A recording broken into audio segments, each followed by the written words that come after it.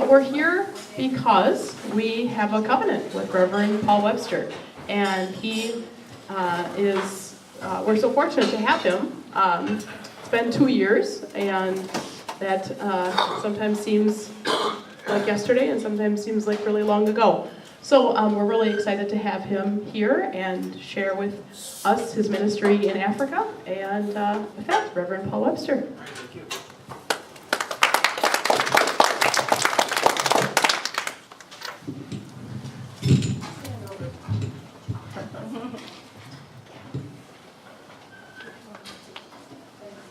Good afternoon. It's good being here with you.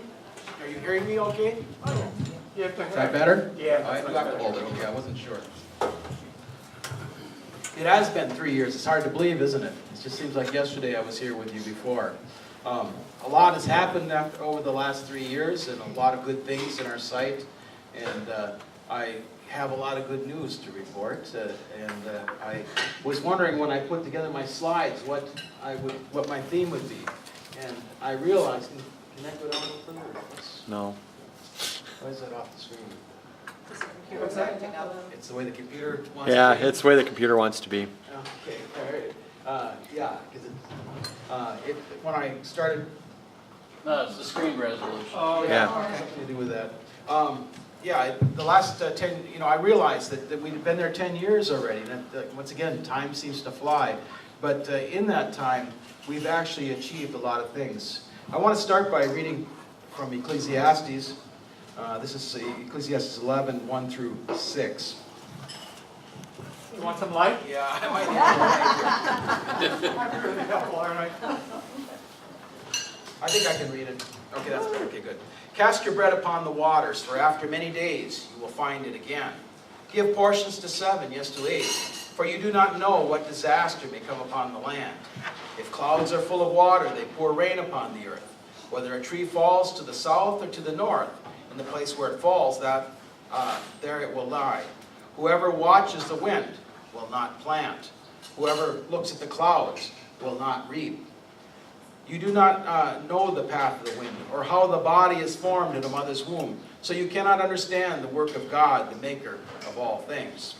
Sow your seed in the morning, and at evening let not your hands be idle, for you do not know which will succeed, whether this or that, or whether both will do equally well. And I also want to read from Luke. This is the parable of the sower. A farmer went out to sow his seed. As he was scattering the seed, some fell along the path. It was trampled on, and the birds of the air ate it up.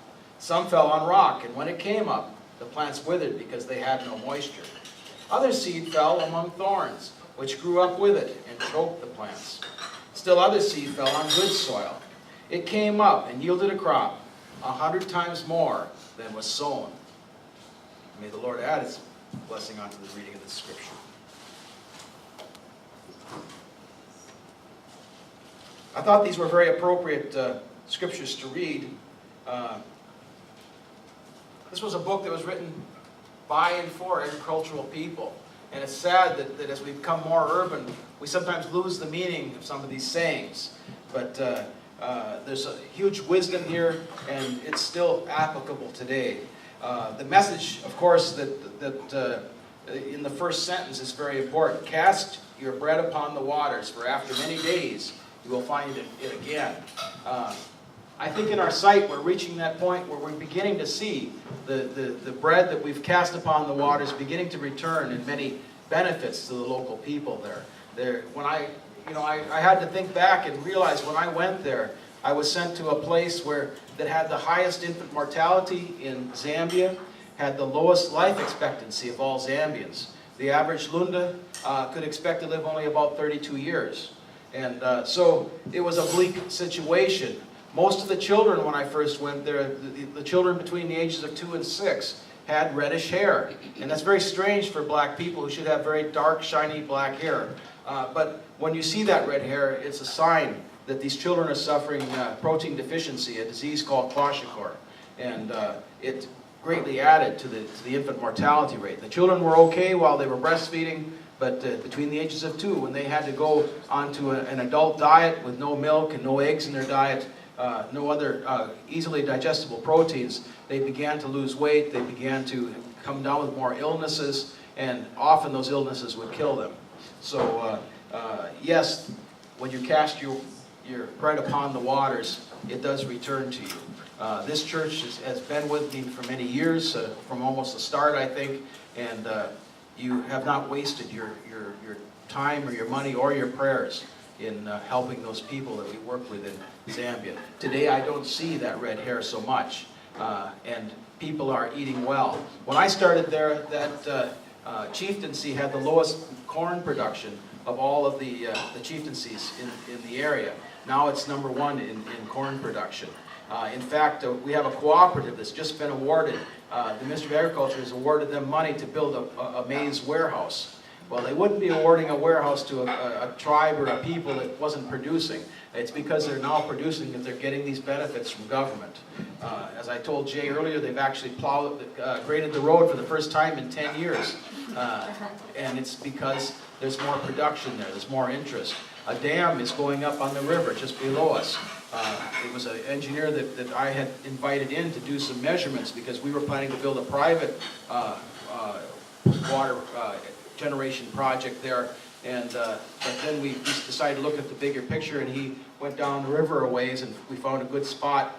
He applied to several embassies, and the Japanese finally took him up on that. We will have a large hydroelectric plant in about 3 years, and it was originally planned just to power a few villages in the area.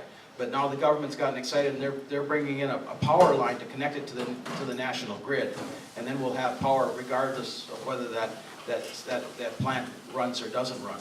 It'll be much more reliable power. So a lot of good is happening, and it started with our project. This is what it means to cast your breads upon the waters, and then eventually it comes back in unexpected ways. Once it was announced that the hydroelectric plant was coming in, suddenly a private company, the cell phone company, started building a tower within sight of my house. That's not a coincidence, because there was other economic activity there. They knew that people could afford to buy phones and buy talk time. They certainly wouldn't build a tower if they didn't think people could use the product that they were selling. So again, there's been an economic rebirth and what's known as economic takeoff in planning theory. It's reached a critical mass where suddenly now there's enough income generated there to invite more investment. And so we're seeing an economic miracle happening in a very desolate and once hopeless place.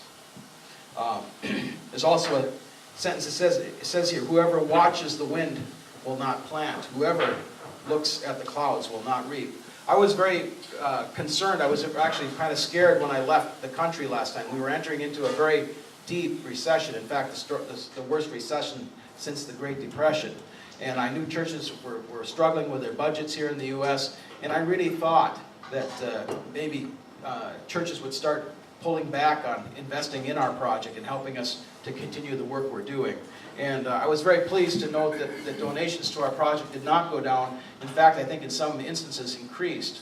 And once again, I'm just very thankful for the faith of the churches that have supported us. They don't check the Wall Street numbers to decide if they're going to support our project. They simply supported our project. And it's that advice. Don't look at the wind to decide if you're going to plant. Don't look at the clouds to decide if you're going to reap. Just do what is right. And churches have done that, and our project has continued. We were very fortunate to be able to raise the funds in the last 3 years to buy a brand new Toyota Land Cruiser. Jay can attest to the condition of the one we had, and Vicki. But we have a new one. It even has air conditioning. But the best of all is Andre doesn't have to fix it every day, and so we can do other useful work. It doesn't wander all over the road like the old one did. The bearings are still tight, and it still travels well on the road. Final bit of advice here. Sow your seed in the morning and at an evening. Let not your hands be idle, for you do not know which will succeed, whether this or that. And this is you know, common sense, and I'm sure your mothers all told you that not to put all your eggs in one basket, to have a plan B. Well, in the mission field, and especially in our project, we have a plan C, D, E, and F as well, and we are always testing new things to see what will grow, because we don't know what's going to succeed. And so we've had the surprise in this last 3 years of having a turkey project that's just taken off by itself with almost no help. We've had good luck with black beans, and we're planting more peanuts, and we're doing other projects that have succeeded very well. We've had some that have failed. We thought the bee project would be a wonderful project, but instead it hasn't done well because of deforestation and lack of good nectar trees. Can I get somebody up here to push the buttons for me? Andre,